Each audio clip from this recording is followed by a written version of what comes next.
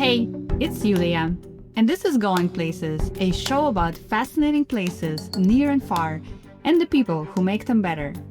Welcome back to the show, everyone. This is your host, Yulia Denisyuk. Today, we're traveling to Okinawa, an island halfway between Japan and China in the Pacific Ocean.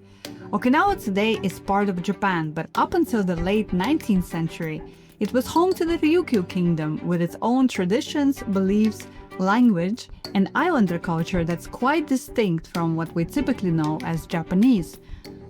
I traveled to Okinawa last fall on assignment, and today I'm going to share with you a story I wrote about it for the Adventure Travel Trade Association after the trip. I celebrated my birthday on the island, and it made a very strong impression on me. You might have heard about Okinawa recently from the 2023 Netflix documentary on the Blue Zones, 5 special areas around the world where people live the longest, of which Okinawa is one.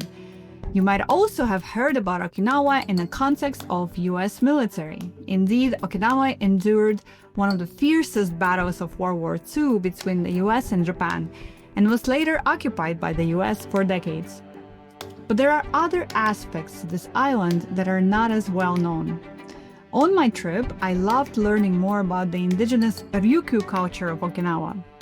And I absolutely loved learning that in Okinawa, women rule, quite literally. According to Ryukyu beliefs, it was a goddess, not a god, who created the world. Her name was Amamikiyo. During the Ryukyu kingdom, women priestesses called Noro held special powers, the ability to connect with the gods, and performed rituals for the kings.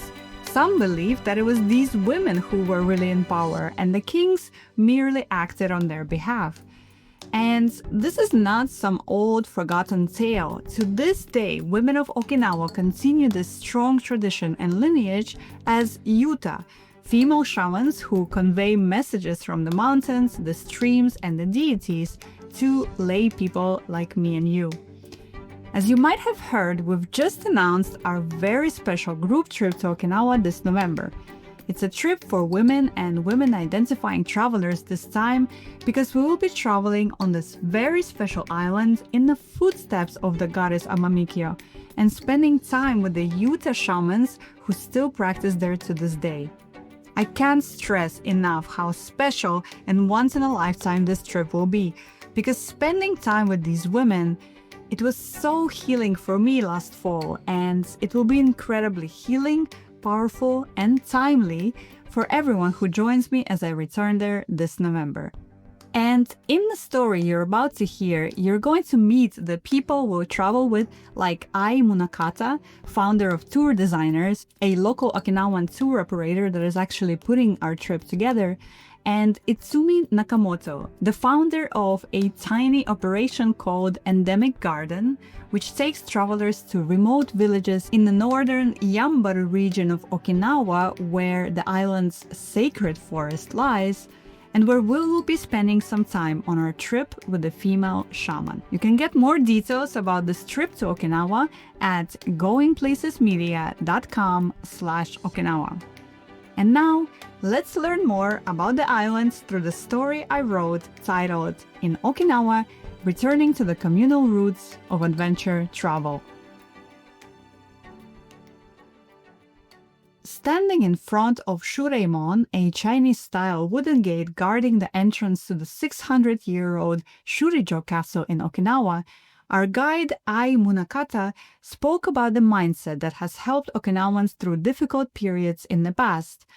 Yuimaru, Munakata explained, is the spirit of cooperating with others on this resource-strapped tropical island, connecting with not only people, but also the ocean, the forest, and the ancestors.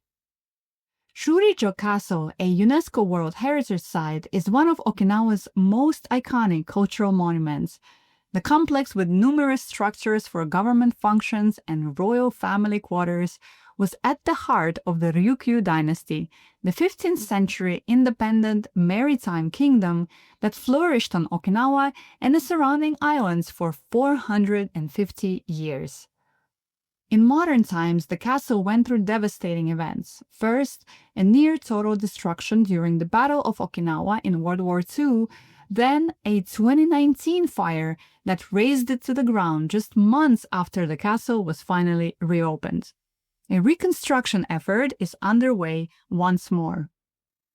Stories of overcoming tragedy and hardship abound on the island. Located closer to China than to mainland Japan, Okinawa developed a distinct islander culture that, to this day, differs from other Japanese regions. Skilled seafarers and traders, Ryukyu sailors traveled as far as Indonesia and Malaysia, trading Chinese silk and ceramics for ivory and dyes. The kingdom was at peace with its neighbors, practicing expansive beliefs that honored the sea and viewed Ryukyu as a bridge between nations. In 1879, Ryukyu Kingdom was annexed, becoming a prefecture of Japan. 6 decades later, it endured one of the most brutal events in its history, the 1945 Battle of Okinawa. The World War II confrontation between the United States military and the Japanese army lasted for 89 days and resulted in over 200,000 dead, more than half of which were Okinawan civilians. This history and the resilience of the local communities are not top of mind when we hear about Okinawa today. But on a recent trip to Okinawa, the spirit of Yuimaru, which underpins the island's cultural identity, shone through again and again. Yuimaru is the reason we were able to move on from the tragedy of the Battle of Okinawa, Ai Munakata told me. She founded Okinawa-based tour operator, Tour Designers, with a mission to revitalize local communities through tourism-based initiatives. Today, her company offers ways to engage with the Okinawan residents through experiences like a post-war reconstruction walking tour or an e-bike tour through sugarcane fields, a traditional crop of the island. Perhaps what little is showcased about Okinawa in popular culture comes from the 2023 Netflix show Live to 100 – Secrets of the Blue Zones.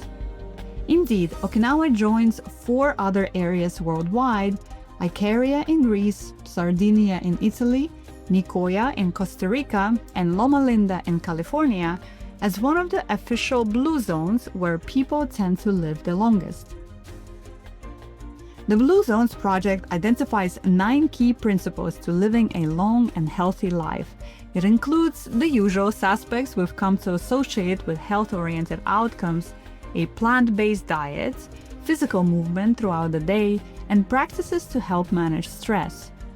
In Okinawa, there is another element: a strong sense of community, maintained through principles like the Yuimaru and traditions like the Moai, a regular community gathering to share food and drink and check in on each other. The Yuimaru spirit was evident in the mission of Kanucha Bay, a resort that serves as the gateway to exploring Yambaru National Park, a UNESCO Natural World Heritage Site on Okinawa's northern end. The subtropical forests of Yambaru are home to many rare endemic species like the Okinawan rail, an elusive flightless bird that was only discovered to science in the 1980s. The 640-acre resort rents land from the local community and runs activities in the surrounding villages, including farming with the sole keeper of indigenous plant varieties or playing gate ball, a croquet-like game popular in the region. It's very important for us to provide income for the local community, said Akihiro Shiraishi, the 3rd-generation owner of Kanucha Bay, while sharing its treasures with our guests. Being in community with people is not the only way to practice Yuimaru. While on a village tour in the Yambaru region, our guide Takahiro Oshiro from the community-based operator Endemic Garden explained that Okinawans worship 2 things: nature and ancestors. We live in nature, we are here because of it, he mentioned. For Oshiro and Itsumi Nakamoto, Endemic Garden's founder, this means coexisting with nature in small mountainside villages where Endemic Garden runs experiences aimed at getting in touch with the natural world and the local community. On the last day of the island, we attended a cooking workshop by Yuki Miyaguni, a Ryukyu cuisine instructor who participated in the Netflix documentary and contributed recipes for the Blue Zone Kitchen cookbook. Miyaguni showcased several key ingredients that form the foundation of the Ryukyu cuisine. One by one, we prepared umiburu seaweed, a sea grape species packed with minerals and vitamins. Firm island tofu known as shimadofu, which has more proteins and healthy fats than other tofu types, blood sugar lowering goya, bitter lemon, and beni imo, the local purple sweet potato that carries more antioxidants than blueberries. As we huddled together to arrange the colorful red and black lacquered plates of our freshly cooked Ryukyu Kingdom lunch, passing small bites of black kelp stir-fry, ujira tofu balls, and mozuku seaweed to each other, the spirit of Yuimaru appeared once again. There is no one ingredient that is best, Miyaguni told me. In Okinawa, building strong bonds seems to be the real secret. Thanks so much for listening today. I hope you enjoyed this episode of Going Places. In the last few years, we've realized that to see the world we want to live in actually come to fruition, we have to take action ourselves. So this is the kind of space we're building at Going Places, our reader and audience-supported platform. Be sure to visit goingplacesmedia.com to check it out and see how you can join us. Going Places shares stories that help us imagine a better way to live, create, and travel. We are located on the traditional unceded Anishinaabe homelands. Our theme music is Altercations by Matt Nicholson at Big Score Audio. Our editor is Luciana Boss.